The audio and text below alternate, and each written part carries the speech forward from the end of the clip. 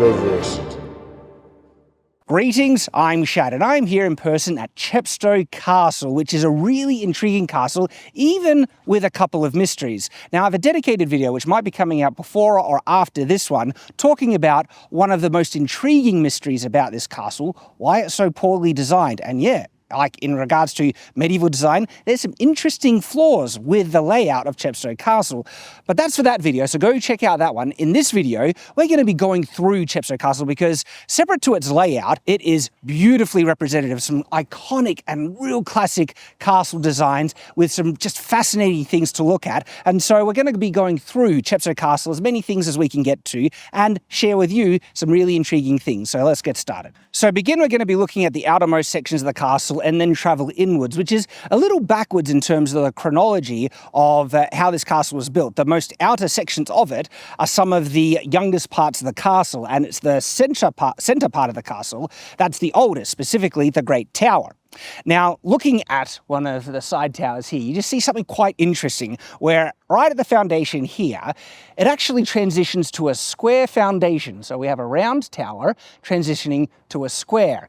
The reason why it's doing that is to give a stronger foothold, a larger surface area for the tower to rest on, which gives greater stability for the tower itself. But as soon as you go up, they want it circular, which gives greater ability for projectiles to bounce off the sides. So you can actually see the bit of ruin or part of wall that was extending out from the gatehouse here. And they even have a little sign saying site of Barbican.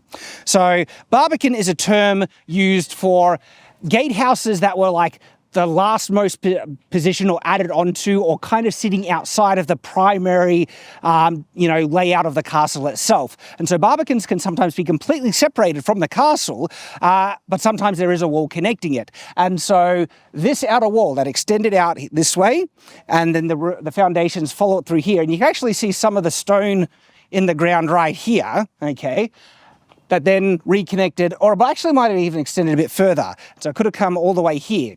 But this extra bit of defensive wall was a barbican, okay? And there's another barbican on the far side of the castle. And the actual entrance, you'll need to enter this way, right here. And you're offset from the primary entrance of the castle, which is right here, which make it really difficult to get a battering ram in and around to knock down the front door. One of my favorite features of Chepstow Castle, and I'm going to do a dedicated video on this, is what you see right up here. It's one of my favorite things of a castle. Do you know what that is? Can you guess? It doesn't look like the conventional type, but that is actually a matriculation. And it's one of the earlier types of matriculations called a slot matriculation. And dedicated video on that because they're really fascinating. And I just love that Chepstow Castle has a perfect example of that. Matriculations are usually different to murder holes. Murder holes are more in the actual roof of some type of throughway, usually a gatehouse. And you might assume that these holes here then are murder holes. They're actually not. This is where the counterweights, the big stone, round stones, right, would be in there. Those are the counterweights that would have been connected through chains or rope and everything to the portcullis, which would be raised and lowered right here. And so there might have been murder holes on the additional part of the gatehouse, because the gatehouse originally had a roof here that extended further out and then a wall there. And it probably had another portcullis behind it. So there was a double layer, and that's probably where murder holes would have been if they had murder holes on this gatehouse. So this is the inside of what they call Martin's Tower. And have a look at all the alcoves for all the arrow loops. And by the look of it, this castle wall is at least 3, if not 4 meters thick, just by how deep these alcoves need to be. And you also get to see one of the other ways in which they make the intermediate floors in a castle. Sometimes they have the main beams resting on corbels, okay? But here, what you see is on each floor up, the stone kind of steps in and the wall becomes that little bit thinner. There's a double. That little bit thinner, right, to rest the beams of the floor on. And so we see it here, a ground floor, and then you have a floor here, all right? All the beams resting on the lip around. You go up one level and there's another lip where the stone recesses inwards. And so all the beams rest there. And then when we go up, we can see that exact happening on the floor above here, where you see those beams resting on the stone as it kind of recedes inwards. So no corbels needed because it literally has a thing to rest the floor on. So one of the kind of common myths that people report about castles is that all internal spiral stairwells like this rotate this way, clockwise, and the logic is that, if people are right-handed, it's hard to do, swings and everything as they go. So as they're going up, they have the sword, it's hard to try and attack. Or you could just switch the weapon to the other hand. The other reality is that not all castle stairwells were like this. I think about 70% were, so it was common enough, but there's like 30% that rotate the other way. And so the other thing is, if the enemy has breached the castle to the point where you're fighting on stairwell, like a rotating stairwell like this, you're probably already screwed. You're not in a good position. And so even then, right, say you're right-handed and you're fighting up here, it's pretty easy to fight and get the sword around angle, even if you have a shield. And left-handed, right-handed, it's actually not a good way to fight. And even on top of that, right, the person lower on the stairwell, and it's always assumed that the attackers need to go from the lower end up. The person on the lower end actually has the advantage in combat because it's so easy to strike at the legs, and it's so hard for the person on the higher, level to protect their legs, where you can protect your head, and your legs are too far away from them to hit you. You can protect your head pretty easily and then strike at their feet, and they're in a much worse position. And so to think that stairwells are great defensive elements on a castle where you would want to make your last stand is wrong. Actually one of the worst places to try and fight off attackers. So I'm standing in the centre of one of the outermost baileys, and this is one of the sections of the castle that would have been added later. And more livable parts were also added in this section. So what we see right here, right behind me, that's the Great Hall, okay? And interesting, do you see the openings for these big, large vertical windows that were there? So the Great Hall actually would have had a decent amount of light coming in, and as we go in, we'll probably find fireplaces to keep it warm. On this side, we have kitchens on the lower level, but you can see multiple levels going up. I don't know when some of these windows would have been added. Some actually look pretty old, and remember, facing the inside of a bailey is a much more secure place to put windows. And so it's far more likely that some of these windows, like that beautiful Gothic kind of central window right there, look how gorgeous that is. That actually might be original for when it was built, and some of the other ones as well. And so there would have been, I'm wondering, because that would have been facing a pretty important room to have a window like that. And so it could have been one of the living rooms, solars, because that's a Great Hall. But then underneath that is where the kitchens were.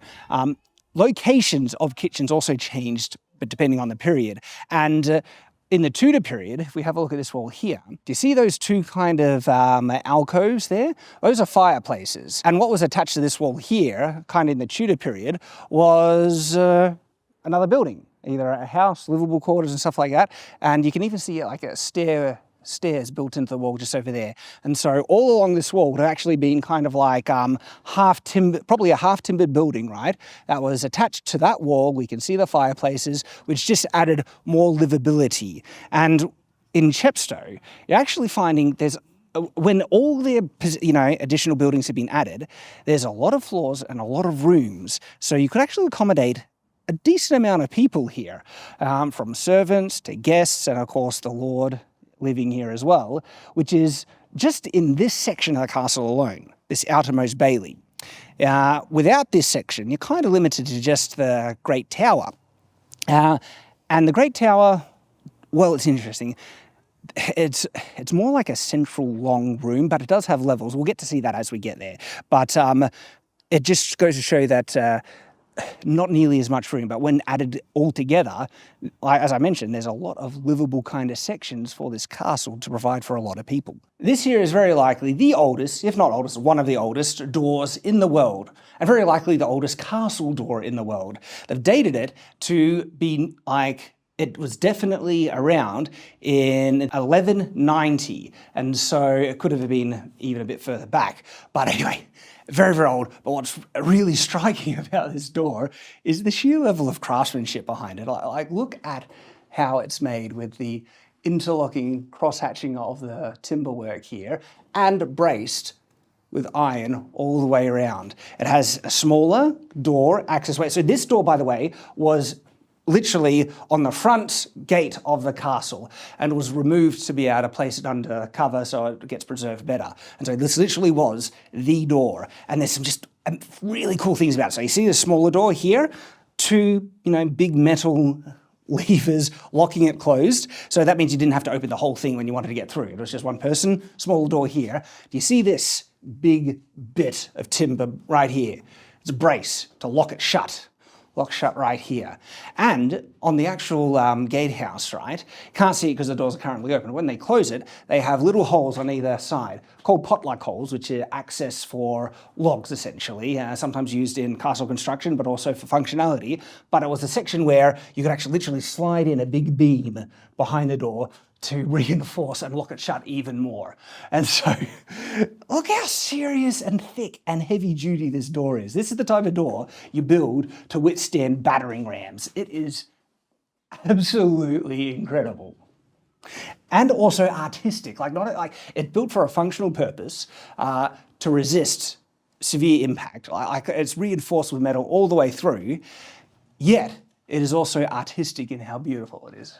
Something that I love, and there's better examples. In fact, there's a cellar that has an even more epic example of vaulted ceilings. Vaulted ceilings are one of the more complex bits of stone architecture, right? And the level of complexity and difficulty in making them and the engineering behind how they work is just genius. It's fascinating. So every time I see them, I just amazed. And so this is what you need to do, by the way. If you want a stone roof, right, it's not going to be flat. It needs to be vaulted like this. Archways upon archways, which redistribute the load to the sides and then down onto the walls. And that enables you having a stone floor above. They are gorgeous, and the combination of beauty and function and engineering. And so I love vaulted ceilings. They're beautiful. I don't know how old these stones are. There's certainly stairwells in the castle that are more worn than these ones. This one looks pretty darn new. These ones, weathered, not nearly as weathered as other ones I've seen. What I'm pointing out is that something that people sometimes say about stairs on castles is that they were purposely made uneven. And this would be advantageous in sieges because people who are not familiar with the stairwell, they would give a higher chance of tripping because the steps are uneven. And I'm not so sure that that was the reason. Another explanation is that they had that size of stone and it fit there and they just put it there and it was uneven. It's like, oh, well, we'll live with it. So to try and force in there was definitely a specific reason for this design feature on every single part of a castle, even to the uneven steps on all these stairwells, I'm not so sure fits. Inside here is a very important part of the castle. Now, here is a great example of very uneven stonework, especially this one right here. But that looks like just settling and weathering over the years, but that's been settled. But if we come up here, you're going to see the toilet, called the garderobe. Wow, it goes right down into the water underneath. So you see down there? That's just the river right down there. So it was an easy and convenient way to get rid of the waste. Just sit down here, plop, all the way down. I don't think it would be the only toilet, but it seems to have pretty clear and easy access from the Great Hall and from the kitchens, because the hallway that we walk through with the uneven floor seems like a more open kind of throughway for both servant and important person alike. Something to bear in mind when you're looking at not just Chepstow Castle, but nearly all castles, is that the walls here were very likely plastered, okay, and whitewashed. And so there would have been smooth, white walls all the way around. In actual fact, wow, you can see some of the plaster still on the wall right here. Look at that. See here? Right, so yeah, definitely these walls are absolutely plastered and whitewashed. It's just worn away over the hundreds of years this castle has stood here. And so that type of plaster would have been at very least on all the important things. Well, you can even see the plaster on the ruins of the Great Hall. Depending on the importance of room, there might have been some rooms that didn't have that plaster and whitewash. If it was kitchen, do you really need it? But more likely, it probably was. And in fact, all the internal rooms were very likely plastered that way. So balcony right here, overlooking the river. And it's interesting. I wonder how high this wall extended, because we see the framework of either a window here. It looks like an actual window frame there. But you can see how the castle overlooks the river. And look at the Great Tower. I have a dedicated video, not sure if it's out before or after this one, on how, I guess, the mystery of the Great Tower, the keep right there, and why Chepstow Castle isn't the best design necessarily. But if it was just the keep alone, look at its position. That is like a perfect position for just a single fortified building to outlook this river right here. It is a commanding location where you can see everything. And something else you see, gosh, you can barely see it. Down here is where, like, it's way, way down there. Boats would actually come in and dock, and then things would be hoisted up. There's an archway right here. That archway there goes into one of the storage cellars, right?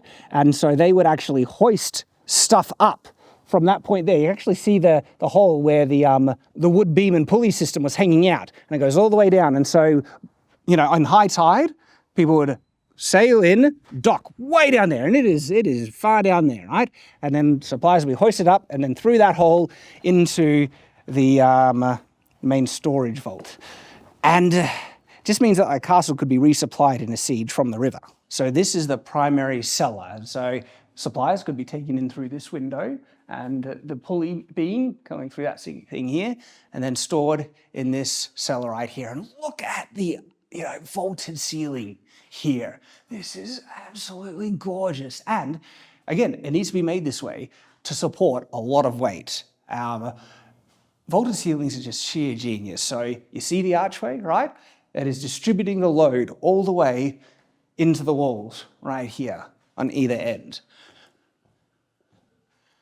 And as a result, it can support a shocking amount of weight. In actual fact, I think the Great Hall is right above us, right above this room right here. Oh, like the engineering genius of stuff like this just floors me. We're on one of the upper levels of that tower where we're looking at the alcoves of the window, and something to point out.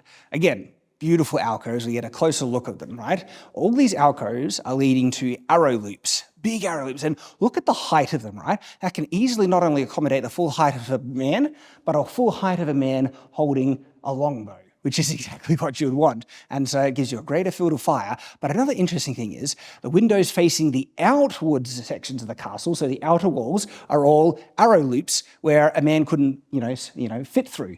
But the window facing the internal bailey, have a look at how big this one is. Again, windows facing the inside, more defensible part of the bailey, you can afford to be much bigger, which brings in a lot more light here. So this upper floor, even though it definitely is a defensible kind of floor if you were ever attacked, it was definitely a livable section of the castle because of this big window. And you can see that right here, it was a livable section because we have fireplaces inset into the wall as well. So this could have been a really comfortable room, and I'm just imagining what it would have looked like, right? And you'd have big light coming in through this gorgeous window here, a warm hearth for fire as well, and then it's actually a big open room on top of that. Oh, look, you can see the plasterwork. Look how thick the plasterwork is still on the wall here.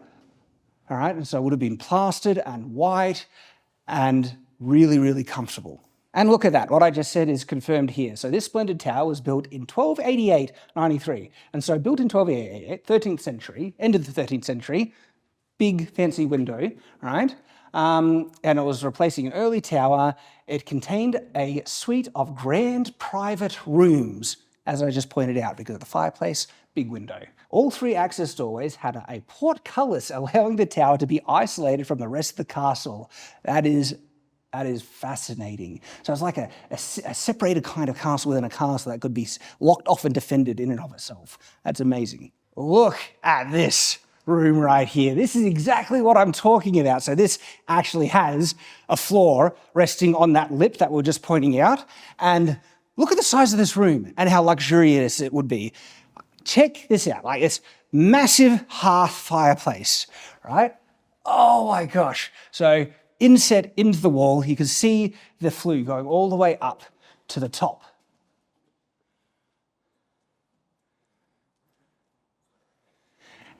And these windows have some of my favorite things. So this wall is like at least 3-4 meters thick. Look how deep the alcove is.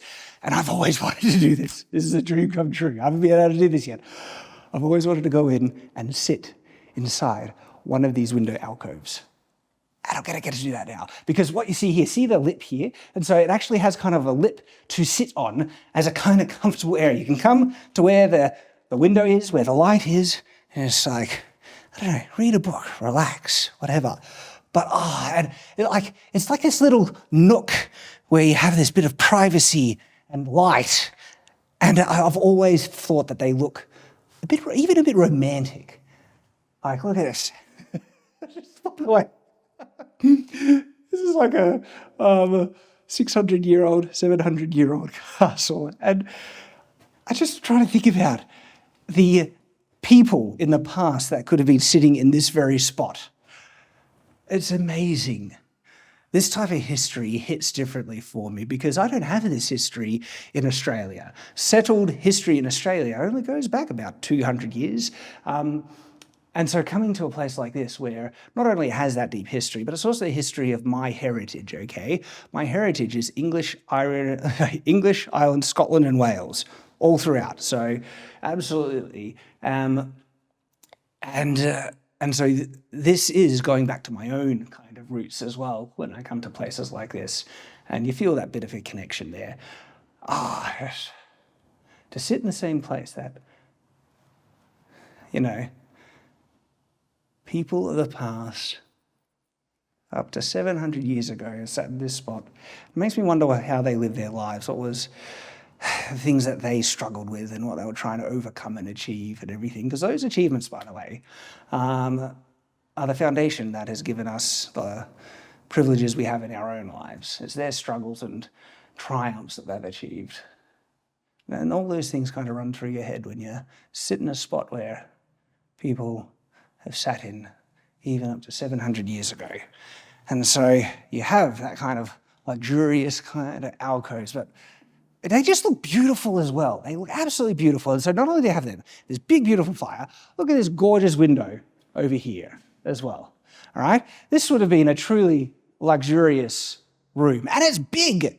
A whole family probably lived in here, in all honesty. Or if not, they'd have the luxury of perhaps having separated with a primary bedroom and maybe a solar down. And for a lot of castles of the medieval period, right, this one tower is probably as big as a lot of medieval castles were historically. So it's really cool. Chepstow represents a pretty darn big medieval castle. A lot of medieval castles were about as big as this one tower in terms of their primary keep. And that's it. So this is like as big as a keep within a keep, right? And it's fortified and it could be separated from the rest of the castle. Wow. This is a really well fortified tower with battlements clearly up the top. We have arrow loops on the side, big windows facing the bailey.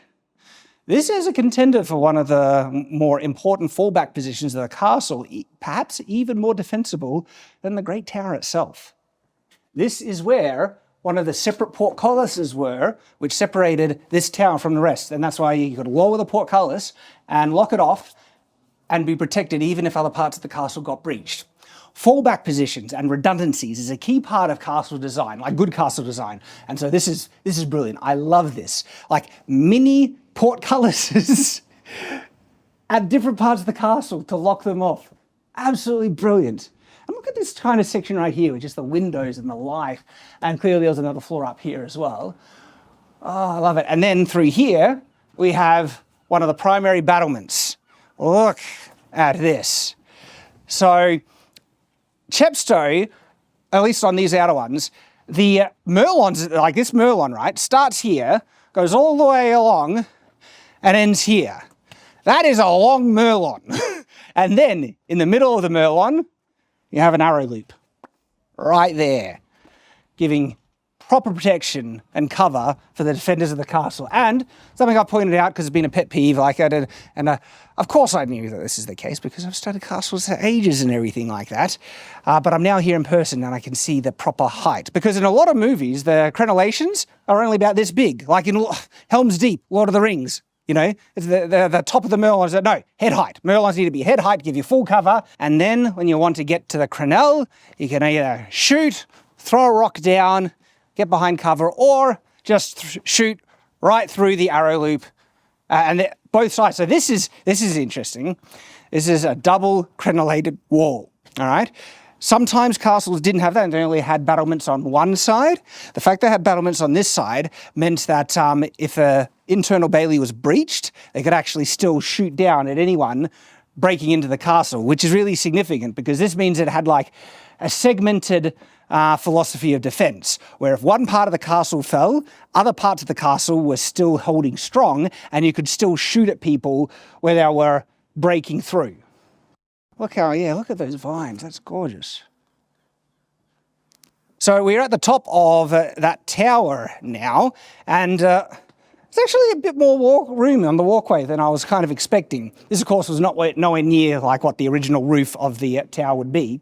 And so the roof on towers like this, they sit, obviously, it's inset from the outside of the wall here. And so we can even see some of the lip where the beams of the roof would have been sitting, and it's actually decently a bit down.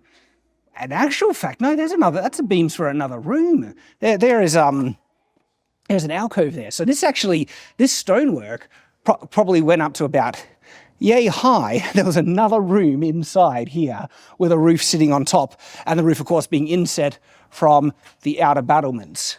But yeah, you can actually see sections for windows and alcoves on the inside from this level. So another floor with a stone wall around it. We are so high up now that you need to angle your projectiles at a much steeper angle downways to reach it. And people who design castles, they knew that. And so what we have here, we have the beginning of the arrow loop, but as soon as you get here, suddenly goes at a much steeper angle downways, so you can angle your firing angle and shoot at a much steeper trajectory to hit people approaching the castle. Of course, if they're actually hugging the line of the wall beneath, there is no way that you could, this is why you need matriculations in situations like that, because you could not shoot and reach anyone who is hugging the wall at the very base. There's no way. One of the things that Chepstow Castle did have, and people kind of have done images showing what it probably looked like in the past, and it shows a full kind of hoarding built upon the top of the gatehouse. And so if there was a hoarding on top of here, that would be a type of timber kind of extension that would go out. And you'd usually get access to it through the crenelle. And so there would be a wooden kind of framework running around the outside here that and then to step onto it to be able to shoot right ways down, you just put your foot up here, you climb through the crenelle to get onto the hoarding, and then you can shoot all the way down, or drop something all the way down. So remember how this tower was kind of segmented off from the rest of the castle with its own dedicated portcullises?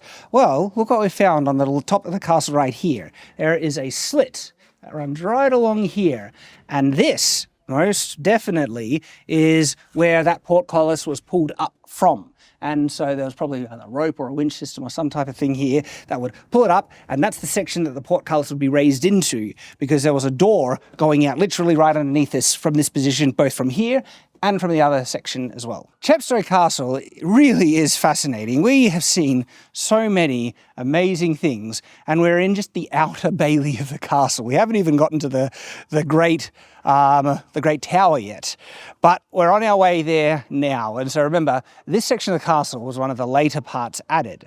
All right, it used to be that this was the primary entrance to the castle, and so we see this big flanking tower right here that you need to kind of go around to get to the entrance of the castle.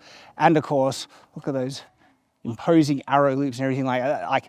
That is an imposing big tower right there. And that was one of the original entrances. Now, before this wall and that tower was added, there would have been something a lot smaller, especially during the time when the Great Tower was first built. Most likely it had probably like a wooden type of wall, barricade around the outside, and then upgraded to stone after that. So in this bailey here, when it was originally the primary bailey, there would have been a lot of other structures that filled this area here. Stables, perhaps a blacksmith, could have even been a chapel, as well as additional livable residences for servants. And then of course we have the Great Tower right here. Now, with all the additions that were added onto it, it had probably ended up being pretty tall for, you know, the period. Like, I would be seeing 1, 2, 3, 4, at least 4 floors above from the primary entrance, and there's probably a floor that goes underneath as well. So that might be 5 stories.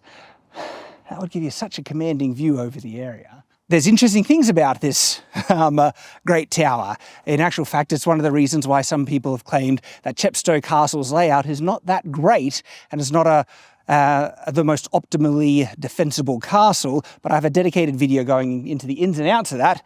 Could be out before or after this one. I can't remember if I've mentioned it already, but I'm mentioning it now. And to find out the oddities about this strange fortified tower.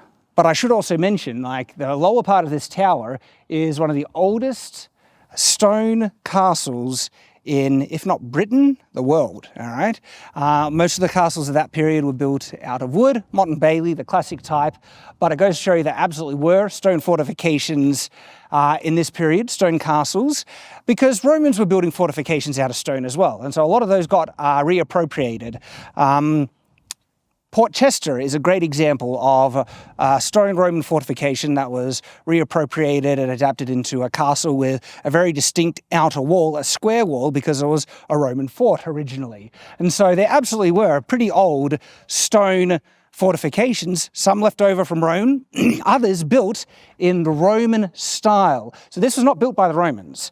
This was absolutely built by the Normans, and it was built in the Roman style, as you can see by the rounded arches. Those aren't Gothic arches, those are rounded arches, Roman arches. And so, even though not built by Romans, it was built with Roman technology, because people say Rome fell. Rome still existed at this point, just lost a lot of control and was segregated and stuff. You could go back to, in this period, you could go to Rome and visit them and see the architecture and stuff like that. And a lot of the things and developments that Rome did, you know, figure out in terms of architecture and engineering, people still remembered, right? And they put them into practice. And this is a key example of someone putting into practice the Roman advancements that they made in engineering and architecture. So I'm standing in front of the primary outer door to the Great Tower. And what I'm seeing here on this, man, this is old stonework. So this is 900-year-old stuff right here, approaching 1,000. And what you see here is some absent elements of standard castle design that became more standard in the medieval period. No portcullis. I see no section for a portcullis to fit in here. Clearly there would have been a door. There might have been 2 doors, in fact, so double layered. And what we see to the side here looks to be a stairwell that is inside the wall itself, because the wall is a good 2 to 3 meters. And so what would be coming out here would be kind of timber work, right?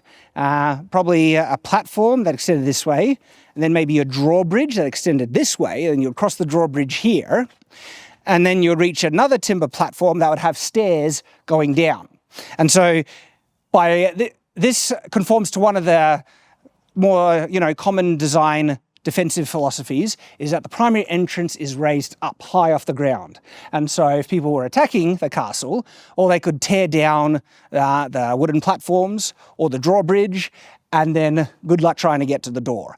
Wonder how old this section of it is. I don't think this was, because it's got a slightly pointed arch, this indicates that this part was added on after the original tower was built in the Roman style. But it's a good fortified thing to add, because if there was enough of a room or walkway on the side of the tower here, throw in a wall, add a door, block people getting through.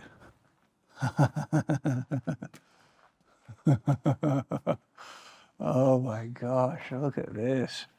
We are inside the Great Tower of Chepstow Castle, and this tower is fascinating, and it's fascinating for a number of levels. One, look at how open it is. Now, it's not to necessarily say it wouldn't have been divided on the inside with maybe types of partitions or something like that, but overall, it's a hugely open space. We can see the levels from the inside. And so right here, we can see the pot-lug holes for the beams, right? Would have spanned this, and so there would have been a floor around this level right here. And this infill and stuff, wow, look, you can actually see the bedrock right here. This is built on stone. So you didn't need to dig down to reach stone for this resting. It was actually built on stone foundations right here, and you can still see them. And then you had the wooden floor here. You see those rounded arches there? Those are Roman-style arches as well. And so that is a surviving piece of the original Roman-style tower. But then we see Gothic arches above it, Gothic arches, windows, and even further up. And so all those were added a bit later with more advanced, Gothic-style architecture. What you can also see right at the side here is stonework that's leading to what would have been two massive arches. This arch wouldn't have spanned the whole thing in one. Most likely it would have been two arches, Gothic style with peaks, with a center part coming down right here. So they would have gone up, centered, standing right here. And have a look at the detail of the stonework in the corbel support of the primary arch. And then have a look at the kind of layers, the ribs of the arch as well, and the details there.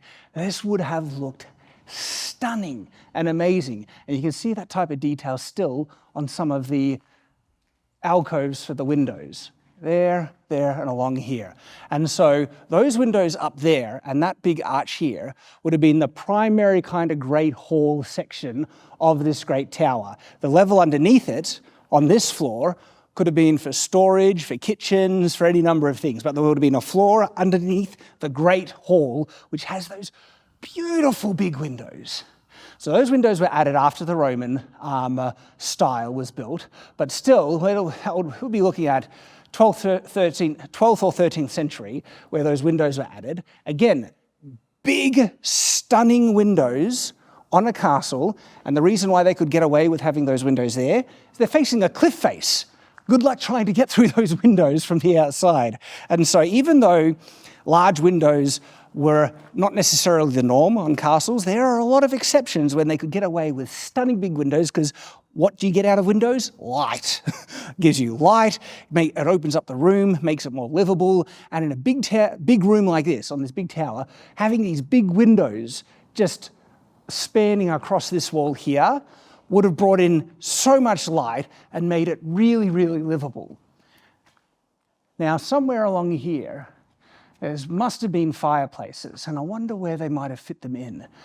But we see more alcoves. So we see the Roman arches that are still there, and we see some more Roman arches along here as well.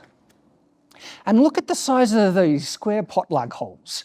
So there would have been, that goes to show you how big the beams of wood that spanned this distance. And this is a long distance. I'm trying to figure out how wide apart is this, you reckon? So if this is, 1, 2, 3, 4, 5, 6, 7, 8, it's around 9 meters. Might even be 10, depending, I don't know the length of my stride, but between 8 and 10 meters wide, this great hall. And so, huge. And remember, that big floor there wasn't the only floor. There was, at least by the look of the outside, above that massive floor with the big windows, there's another 2 floors above it with big windows as well. Oh, this is just amazing. All right, so see how the corbel there holding the arch? This is what it looked like. So there were 2 arches, Gothic arches, with a central pillar running down the middle, another one there. And that sat, that wasn't actually in the dead center. If we have a look, this is not sitting in the dead center. This is actually on the first third where these arches sat. And then the central pillar ran right down here. So what you're looking at here is a stairwell that most likely led to the roof of the castle. And that was on the 3rd floor. Maybe not the roof, actually, because it looks like there might have been another floor on top of that. Because if we look at the corner over here, there's stonework that continues to go up, which indicates a whole nother floor above that. So we're looking at a corner spiral staircase in very decrepit kind of condition, but you can actually see the curve going up. So that would have been another primary stairwell running the length of the castle. In actual fact, aha, I see what's happening here. So there is a stairwell that leads off here, in the wall here. And so that stairwell would have gone up to that corner there, which then has the primary spiral staircase that would lead to the rest of the castle, with a door leading out to the great hall above us. So what we're looking at here is the first floor with the primary entranceway right there. Now above this floor is, of course, the most impressive and largest kind of great hall. Look at those big windows. So that floor is a very big floor, and you can see it ends on that lip. There's a bit of lip stonework above it, and so there's the third floor above that, on that lip. And you can see the potluck holes where the beams would have been housed supporting that floor. But then, if you look right above there, there's another lip of stonework, right? And stonework that goes even further up, which is indicating another floor above this one below. And so that's the third floor, and then above it, very well looks to be a fourth floor. That level has all eroded away. There's not anything else indicating that fourth floor apart from this corner right here. And so this tower would actually have been pretty darn tall. Anything in 4 stories, not that tall. Have a look at how big these floors are. And so it's hard to estimate. But if we're looking at the floor here, from the ground level, well, actually, look, there's a subfloor right underneath the door as to how tall. Maybe a good 5 meters or so, 4 or 5 meters. But then you have the door, and so you have that floor. And that floor, oh my gosh, probably 7 meters? Could around maybe 7 meters? But then the floor above it, that's like nearly 12 meters. A 12-meter high floor. And then the one above it, again, is probably 8.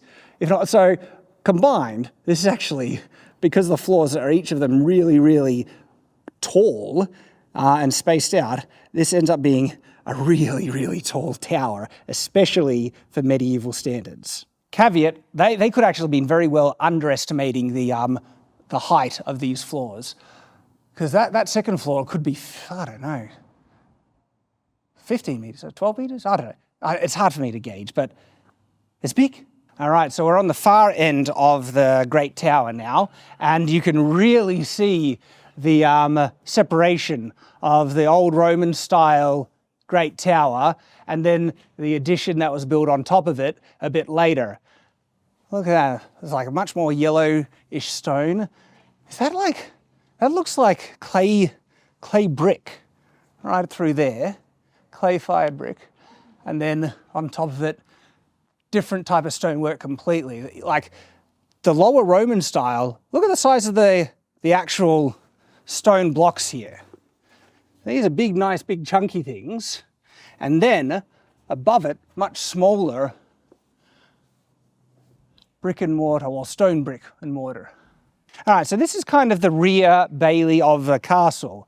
Again, originally, probably not much here, maybe a wooden kind of barrier upgraded to stone, and that was around the time of the Roman-style Great Keep when that was built. And then, when that was the stone wall here, this was the primary rear bailey for a good while. And this is the primary gate. Then they added an additional kind of bailey in extension from it. And that's called another barbican. So the forward barbican, which is that small wall outside of the primary furthest out gatehouse, isn't there anymore. But this rear barbican is, and it's another fortified step. So even though there's a bit of a weakness where the Great Tower is, because they could just go straight to the Great Tower if they were attacking or besieging and stuff, and it isn't held, blocked behind a curtain wall, they're still applying some good principles of defense here, which is layers of defense. And so we had this bailey here, and then you go through here. So it would have been originally a drawbridge here, and this would have been the exit, the rear exit of the castle. But then they added all this on top of it, which is the rear barbican. They have a defensive tower here, an additional gatehouse there, big solid doors, and you can already see provision for portcullises inside this rear gatehouse.